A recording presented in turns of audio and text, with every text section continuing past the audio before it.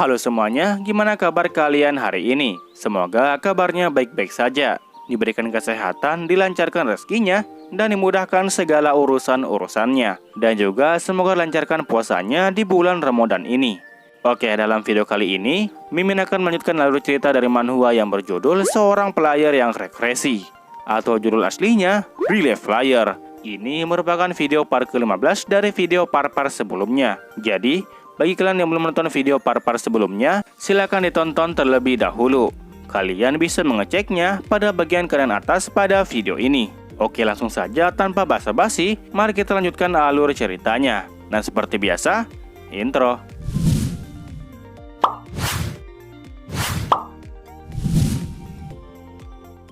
Panel cerita kembali dimulai dengan memperlihatkan Yunha dan Yunhyuk yang sedang bersiap-siap untuk mengikuti lomba lari di lapangan sekolah. Yunhyuk nampak sangat bersemangat untuk menunjukkan hasil latihan kerasnya selama ini kepada bosnya Yunha. Yunha bilang kalau Yunhyuk tidak perlu melakukan hal itu. Yunha di sini meminta kepada Yunhyuk untuk tetap fokus agar ia tidak tersandung saat berlari nantinya. Setelah Yunhyuk sudah siap, Yunhyuk kemudian maju duluan sembari meminta kepada Yunha untuk jangan khawatir karena Yunhyuk tidak pernah tersandung saat berlari sebelumnya. Dan Yunhyuk berjanji akan membantu timnya agar bisa menang pada perlombaan kali ini. Yunha yang mendengar Yunhyuk berkata seperti itu malah menjadi kebingungan mengenai mengapa Yunhyuk begitu percaya diri.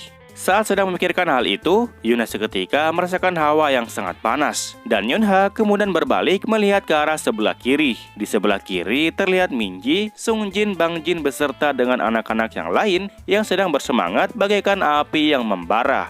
Dan di sini Yunha pun menanyakan alasan mengapa mereka bersemangat seperti itu. Minji di sini menyuruh Sungjin untuk menjelaskan situasinya kepada Yunha. Sungjin menjelaskan kalau wali kelas mereka yaitu Bujina telah setuju untuk membelikan mereka pizza dan juga ayam goreng apabila mereka berhasil menjadi juara pada perlombaan kali ini. Yunha kemudian berbalik ke belakang sembari melihat ke arah Bujina. Bujina nampak sedang bersedih karena tidak ingin kehilangan semua uang bulanannya. Yunha pun ikut merasakan apa yang dirasakan oleh Bujina. Ternyata, untuk membesarkan anak-anak yang rakus dibutuhkan pengorbanan yang sulit. Singkatnya, pertandingan lomba lari Yunhyuk akan segera dimulai. Dan panitia lomba yang berada di sebelah kiri sedang bersiap untuk menembakkan pistol miliknya. Yunhyuk yang saat ini lagi dalam posisi start di garis awal mengatakan di dalam hati kalau dia akan mewujudkan seluruh peserta lomba yang saat ini ikut berlari dengannya. Dan setelah pistol telah ditembakkan, Yunhyuk seketika itu juga langsung melesat dengan kecepatan penuh. Sampai-sampai peserta lomba yang lain ada yang terjatuh saking terkejutnya. Yunhyuk memilih untuk menggunakan energi mananya agar kedua kakinya bisa melangkah dengan cepat. Dan di barisan penonton terlihat Yunha dan kawan-kawan yang sedang menyoraki Yunhyuk agar bisa menang. Di saat Minji dan Bangjin sedang asik menyoraki Yunhyuk, Yunha di sebelahnya nampak ragu-ragu dengan pilihan yang telah Yunhyuk ambil. Di lain sisi, Yunhyuk dengan senyumnya menyeringai mengatakan di dalam hati kalau dia saat ini telah menempati posisi pertama. Yunhyuk berharap agar bos Yunha dapat melihat hasil latihan kerja kerasnya selama ini. Nah, saat Yunhyuk sudah hampir sampai di garis finish, tubuhnya seketika berasa sangat berat. Meskipun Yunhyuk berusaha tetap berlari, tetapi nampaknya tubuhnya sudah tidak mampu untuk melanjutkan. Dan ia pun seketika terjatuh ke tanah. Melihat Yunhyuk yang sudah terkapar, membuat Yunha berekspresi tidak enak.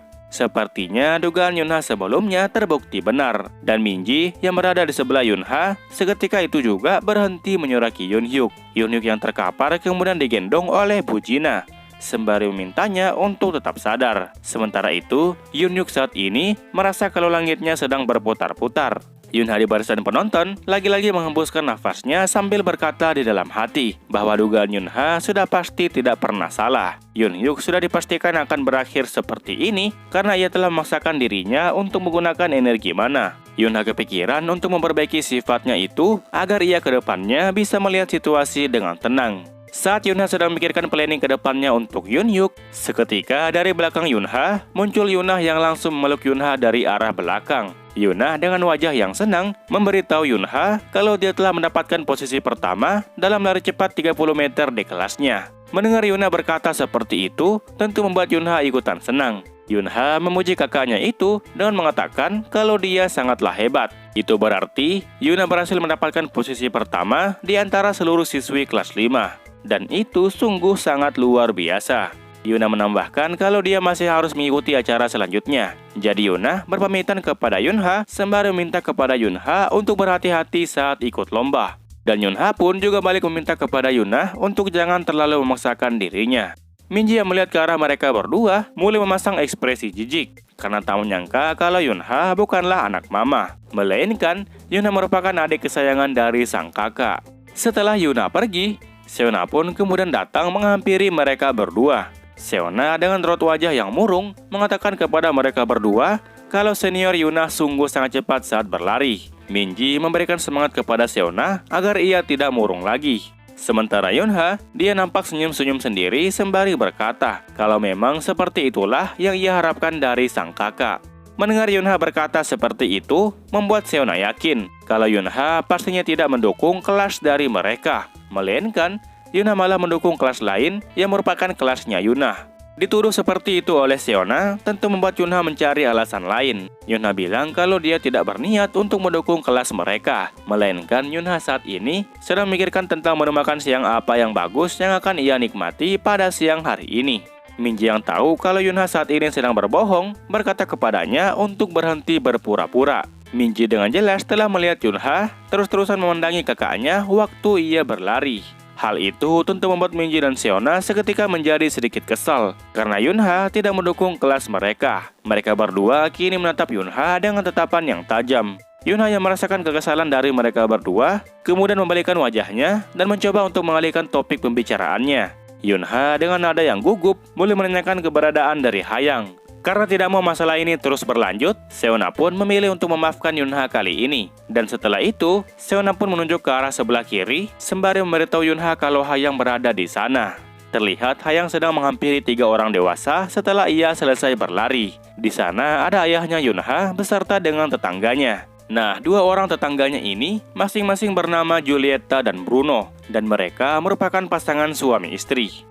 Hayang meminta tolong kepada kakak Julieta untuk membantu menyelesaikan permasalahannya. Dan Hayang seketika menarik tangannya dan membawanya pergi menghadap ke panitia lomba. Hayang meminta Julieta untuk terus berlari secepat mungkin. Julieta hanya bisa ikut dengan Hayang sambil bertanya-tanya kenapa dirinya harus ikutan. Setelah mereka berdua menghadap ke panitia lomba, Julieta dan panitia itu pun kemudian mengobrol tentang sesuatu. Dan setelah obrolan mereka telah selesai, Julieta dan Hayang pun kemudian melakukan high five bersama. Dan panitia lomba di belakang mereka nampak sedang menulis ulang sesuatu dengan wajah yang kesal. Oke, sekarang kita berpindah kepada Yunha dan kawan-kawan. Singkatnya, setelah masalah Hayang berhasil terselesaikan, Hayang kemudian kembali berkumpul dengan yang lainnya. Nah, Yunha yang melihat Hayang sedang kecapean, kemudian menawarkannya sebotol air mineral. Dan Yunha di sini juga menanyakan alasan Hayang memilih kakak Julieta untuk menyelesaikan masalahnya. Hayang menjawab pertanyaan dari Yunha dengan mengatakan kalau kakak Julieta itu merupakan orang Amerika. Yunha tentu masih bingung tentang apa hubungannya antara Julieta yang merupakan orang luar negeri dan masalah yang sedang dialami oleh Hayang saat ini. Karena menurut sepengetahuan dari Yunha, kakak Julieta itu sebenarnya merupakan orang Itali. Dan tak jauh dari tempat mereka duduk, terlihat Julieta dan ibunya Yunha yang sedang asik mengobrol. Julieta memberitahukan kepada ibunya Yunha kalau dia memilih untuk menggunakan bahasa Inggris karena dia sedikit fasih menggunakannya. Ibunya Yunha nampak memuji Julieta karena dia hebat dan sedikit fasih menggunakan bahasa Inggris. Nah, alasan Hayang memilih kakak Julieta sebelumnya karena hanya dialah yang muncul di pikiran Hayang pada saat itu. Jadi Hayang pun sekalian saja meminta bantuan kepadanya. Yunha di dalam hati mengatakan kalau itu artinya Hayang berhasil menipu mereka, yaitu para panitia lomba. Yunha sama sekali tak menyangka kalau Hayang sampai berencana sejauh itu. Padahal dulu, pada saat Yunha pertama kali bertemu dengan Hayang, Hayang masih merupakan anak yang cengeng. Tapi sekarang Hayang sudah tahu betul tentang cara memanfaatkan kecerdasannya. Dan sungguh, Hayang sudah banyak berkembang sampai sekarang ini. Sementara yang satunya malah kebalikannya. Yunha kemudian menoleh ke arah kanan bawah dan melihat Yunhyuk yang sedang dirawat oleh keluarganya. Yunhyuk yang masih pusing kemudian bertanya kepada kedua orang tuanya kalau apakah begini rasanya setelah minum minuman alkohol. Yunha di atas berharap kepada Yunhyuk untuk mengambil beberapa sifat baik dari Hayang agar ia juga dapat berkembang ke depannya. Sementara itu, tiang announcer yang berada di tengah lapangan kemudian memberikan pengumuman kepada seluruh peserta lomba untuk segera berkumpul kembali apabila waktu makan siang telah usai. Kita kembali kepada Yunha saat ini. Saat ini, Yunha sedang berjalan sambil mengantarkan sebuah rantang yang berisi makanan ke tempat Hayang dan Seona sedang beristirahat. Dan dua orang dewasa yang merupakan pasangan suami istri yang berada di tempat itu memberikan sapaan kepada Yunha yang datang menghampiri mereka. Dan Yunha pun balik membalas sapaan dari mereka. Yunha kemudian membuka susunan rantangnya dan membagikan makanannya satu persatu kepada Hayang dan Seona. Yunha berkata kalau dia dimintai oleh ibunya untuk membawakan makanan ini kepada mereka, yang isinya merupakan buah-buahan dan cemilan saja. Hayang di sini mengucapkan terima kasih kepada Yunha. Nah, karena masih belum mengenal siapa dua orang dewasa itu, Yunha pun menanyakan identitasnya kepada Hayang. Hayang menjelaskan kalau yang perempuan bernama Sojin, dan dia adalah langganan toko kue milik Hayang sejak dari lama. Mendengar nama Sojin, Yunha nampak sedikit familiar dengan nama dan tampilan dari orang tersebut. Dan Yunha berusaha mengingat-ingat siapa orang itu sebenarnya. Tetapi, meskipun Yunha sudah berusaha untuk tetap ingat, Yunha tetap saja tidak mampu untuk mengingatnya. Intinya, Yunha merasa sudah pernah bertemu dengannya pada garis waktu sebelumnya. Setelah selesai mengantarkan makanan, Yunha pun berjalan menyusuri berbagai macam tenda yang berdiri di sebelah lapangan. Salah satu orang yang berada di tenda sebelah kiri Yunha nampak memanggil Yunha dari kejauhan. Ternyata, yang memanggil Yunha itu adalah Sena. Sena meminta kepada Yunha untuk minum teh bersama apabila Yunha merasa lapar. Di sebelah Sena terdapat dua bodyguard dan juga seorang bapak yang sedang minum teh.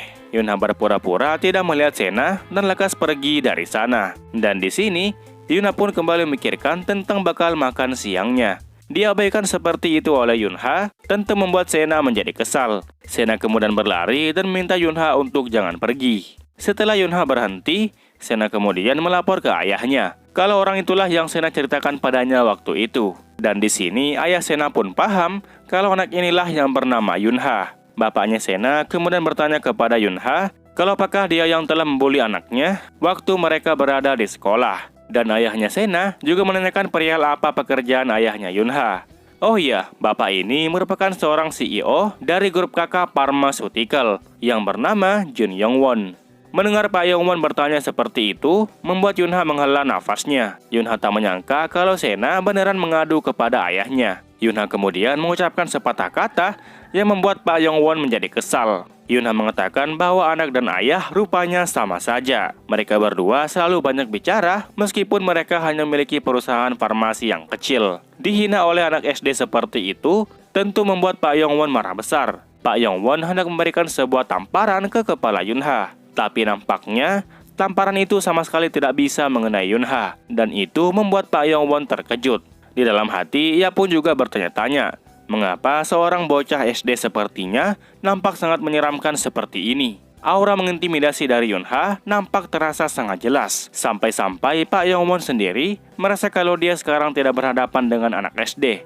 Melainkan dia saat ini seperti berhadapan dengan seorang CEO sepertinya. Nah, karena tangannya masih berada tepat di depan Yunha, Yunha pun menepis tangannya itu hanya dengan menggunakan jari telunjuknya. Dan Yunha juga di sini bertanya kalau apakah Pak Yong-won merasa takut kepadanya. Dihina dua kali oleh Yunha, tentu Pak Yong-won kini tidak menggunakan tamparan, melainkan hendak memberikan pukulan kepada Yunha. Namun saat pukulannya hampir mencapai tubuh Yunha, seseorang kemudian dengan cepat berlari di depan Yunha. Dan Yunha terkejut saat melihat orang itu. Iya, orang itu adalah ayahnya Yunha. Sang ayah nampak sangat marah sembari memberikan pukulan keras ke wajah Pak Yong-won. Meskipun sang ayah marah, wajahnya nampak tersenyum setelah berhasil memukulnya. Dan Pak Yong-won seketika ambruk sembari berteriak kesakitan. Sang ayah tak menyangka kalau orang tua busuk sepertinya berani untuk menyentuh anaknya. Salah satu bodyguard kemudian datang ke TKP dan menghampiri Pak Yong-won. Sementara itu, sang ayah yang telah menyelamatkan Yunha sebelumnya kemudian mulai menanyakan kondisi anaknya itu. Kalau apakah Yunha mendapatkan luka saat ditampar tadi. Yunha yang melihat sang ayah cemas kemudian mengatakan kalau dia baik-baik saja. Di dalam hati, Yunha merasa kalau semuanya bakalan menjadi kacau karena sang ayah tiba-tiba ikut campur dalam urusan ini. Pak Yong-won yang masih terduduk kemudian menghina sang ayah karena telah memukulnya. Dan Pak Yong-won meminta kepada dua bodyguardnya untuk menghajar ayahnya Yunha. Yunha kini dibuat panik karena ia sebenarnya mau mengurus masalah ini sendirian. Tetapi karena situasinya sudah seperti ini, maka Yunha memilih untuk membunuh salah satu dari mereka apabila mereka melakukan sesuatu dengan sang ayah. Dan di sini, Yunha nampak mengeluarkan energi mananya dari telapak tangannya. Sang ayah yang berada tepat di depan Yunha meminta Yunha untuk jangan khawatir. Yunha bisa menyerahkan semua masalah ini kepada sang ayah. Mereka semua kini saling berhadap-hadapan. Terlihat sang ayah berdiri dengan tegap tepat di depan Yunha. Sementara itu, Pak Yongwon memberitahu ayahnya Yunha kalau dirinya bukanlah orang sembarangan. Jadi sang ayah diminta untuk jangan macam-macam dengannya. Di sini sang ayah menjawab kalau dia juga sangat mengetahui pasti tentang identitas asli dari Pak Yongwon. Dan sang ayah kemudian menyebutkan identitas lengkapnya. Namanya adalah Jin Yongwon. Dan dia merupakan seorang CEO dari grup kakak Pharmaceutical. Nah, karena Pak Yongwon masih belum kenal siapa ayah Yunha sebenarnya, sang ayah kemudian mengambil kacamata yang telah yang gantungkan di bajunya dan mulai menata rambutnya ke arah belakang. Seketika itu juga, Pak Yongwon nampak terkejut setengah mati. Ayahnya Yunha ternyata merupakan Pak Kepala Bagian Noh yang berasal dari Sirius. Pak Yongwon tak menyangka kalau Pak Kepala Bagian Noh dari Sirius rupanya ada di tempat ini. Wajahnya kini nampak ketakutan setengah mati. Pak Yongwon akhirnya tahu mengapa bocah di belakang itu sangat berani untuk menantangnya. Di lain sisi, Yunha juga nampak terkejut saat mengetahui fakta itu. Yunha tak menyangka kalau ayahnya merupakan kepala bagian dari Sirius. Soalnya di garis waktu sebelumnya, sang ayah telah meninggal duluan akibat serangan dari Kraken. Melihat ekspresi dari Yunha, Pak Yongwon pun juga ikut bertanya-tanya, mengapa bocah itu juga ikut terkejut. Oke, kita mulai membahas tentang grup Sirius ini. Grup Sirius ini merupakan perusahaan terbesar kedua di Korea Selatan. Itu adalah perusahaan yang fokus utamanya adalah memproduksi device otomotif ataupun kendaraan dan juga device pelayar atau senjata bagi pelayar. Oke, kita kembali kepada sang ayah dan Pak Yongwon. Sang ayah kini memberitahu Pak Yongwon kalau sekarang pasti dia sudah mengenalinya. Dengan wajah yang kesal, Pak Yongwon bertanya sambil gagap kepada ayahnya Yunha. Bagaimana mungkin dirinya ada di tempat ini? Karena masih belum paham posisi, sang ayah pun mengancam Pak Yongwon dengan menggunakan kata-kata. Yang alhasil, nyali Pak Yongwon yang awalnya marah seketika menjadi menciut. Pak Yongwon dengan keringat dingin kemudian mengucapkan permohonan maafnya karena telah bertindak kelewatan. Dirinya hanya merasa penasaran tentang kenapa kepala bagian perencanaan manajemen strategi berada di tempat seperti ini. Sena yang ada di samping ayahnya hanya bisa ikut keringat dingin saat melihat reaksi dari ayahnya. Yunha lagi-lagi dibuat terkejut saat mengetahui kalau sang ayah termasuk ke dalam tim yang mengawasi device-device di grup Sirius. Sang ayah kemudian menjawab pertanyaan dari Pak Yongwon. Dirinya datang ke tempat ini tidak lain dan tidak bukan adalah untuk menghadiri acara pekan olahraga dari anaknya. Tapi sepertinya Pak Yongwon mempunyai masalah dengan anaknya. Pak Yongwon di sini baru tahu kalau bocah itu merupakan anak dari Pak Kepala Bagian Noh.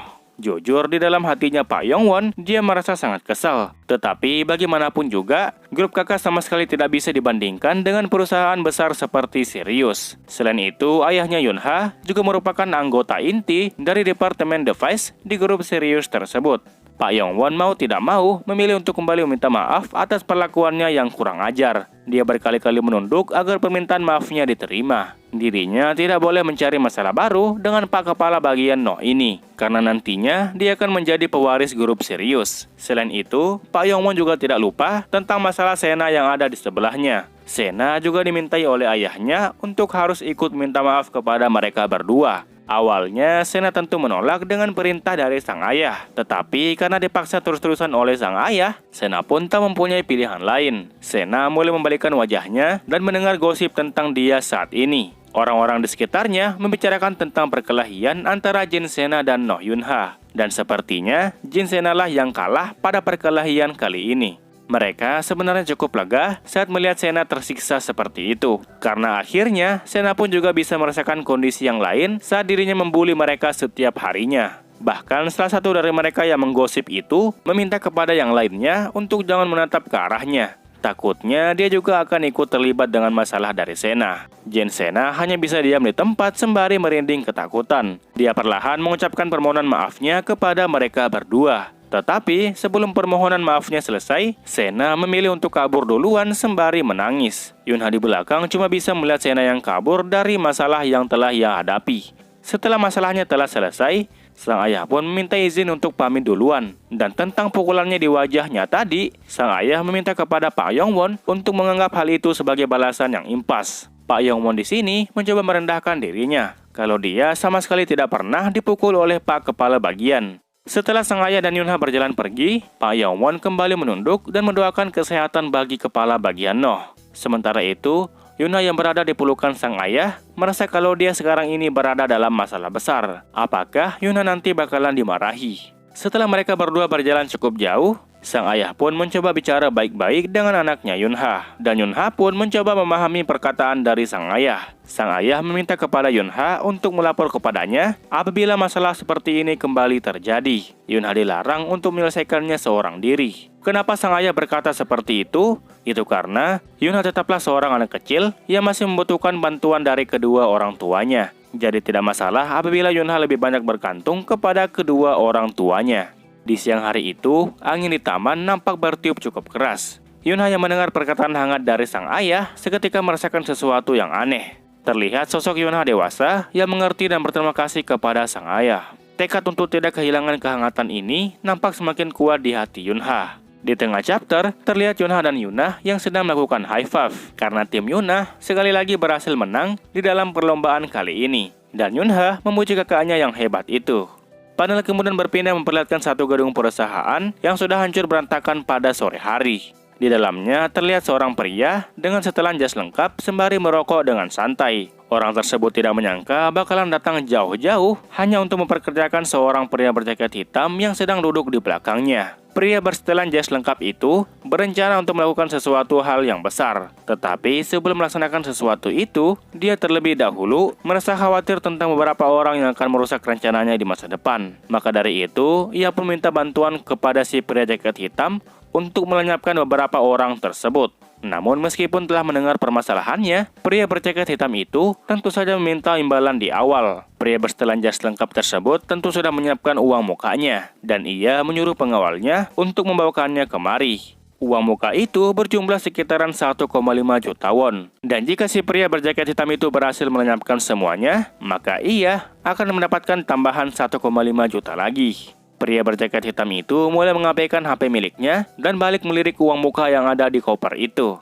Setelah itu, ia pun mengaktifkan kekuatannya sembari berkata kalau ia terima pekerjaan ini. Setelah menarik koper uang itu dengan kekuatannya, ia pun juga ikut menghilang dari sana. Pengawal yang tadinya memegang koper berisi uang itu kemudian berbalik melihat ke arah bosnya. Bosnya hanya nampak tertawa saat mengetahui pria berjaket hitam tersebut telah menerima tawarannya. Ia mulai membuang rokoknya dan kembali tertawa dengan sangat keras. Kita berpindah ke tempat Yunha sekeluarga ingin berbelanja di sebuah mall. Mall ini disebut sebagai Maldon. Yunha nampak sangat terpesona dengan pemandangan mall yang ada di hadapannya. Sementara itu, tak jauh dari Yunha, terlihat Yunha yang sedang berjalan sendirian di belakang. Mall ini nampaknya memiliki beberapa lantai. Yunha dalam hati berkata bahwa dia sudah lama sekali tidak pernah pergi ke mall. Tapi meski begitu, dirinya tetap saja masih merasa kelelahan saat berjalan dan menaiki lantai demi lantai. Sesaat kemudian, kedua pundak dari Yunha pun kemudian dipegang erat oleh Kak Julieta yang datang dari arah belakang. Di sini, Kak Julieta meminta kepada Yunha untuk jangan lelah terlebih dahulu, karena semua ini baru di tahap awalnya. Mereka bahkan belum jalan ke sana kemari untuk melihat barang yang akan mereka beli. Mendengar Kak Julieta berkata seperti itu, membuat Yunha semakin tak bersemangat. Setelah mengatakan hal itu kepada Yunha, Kak Julieta kemudian berpindah dan pergi menghampiri Yunha. Yunha di belakang kemudian dihampiri oleh suami dari Julieta, yaitu Bruno, dan dia menggantikan istrinya untuk meminta maaf kepada Yunha. Yunha di sini meminta tolong kepada Bruno untuk membelikan sesuatu yang lezat untuknya. Bruno mengerti dengan permintaan dari Yunha. Sementara itu, Yunha di dalam hati nampak bertanya-tanya mengenai mengapa dirinya selalu merasa merinding saat berada di dekat Bruno. Dan bagaimana mungkin seorang pegawai kantoran biasa sepertinya mampu menyembunyikan aura mananya dengan sangat sempurna. Yunha yakin kalau pria ini bukanlah orang biasa, dan Yunha cukup merasa tertantang untuk menyelidikinya lebih jauh. Karena Yunha tiba-tiba berhenti berjalan, Bruno kemudian menanyakan ada apa kepada Yunha. Yunha mencoba mencari alasan lain bahwa dirinya saat ini sedang mencari-cari keberadaan dari Yunha dan Kak Julieta. Bruno memberitahu Yunha kalau Yunha dan Julieta sudah duluan berlari ke lantai 5. Mendengar itu, Yuna merasa akan sulit untuk menemukan keberadaan dari mereka. Terlebih lagi, Yuna saat ini juga sudah mampu menyembunyikan aura mananya dengan sangat rapat. Melihat Yunha yang sedang kesulitan, Bruno kemudian mengeluarkan sebuah HP dan meminta Yunha untuk jangan khawatir. Yunha yang melihat tampilan dari HP itu seketika dibuat terkejut. HP itu nampaknya mampu untuk melacak keberadaan dari Yuna dan Julieta. Yunha bertanya kalau apakah Julieta mengetahui tentang HP ini. Bruno mengatakan kalau ini merupakan perangkat rahasia, jadi istrinya pasti tidak akan tahu tentang HP ini.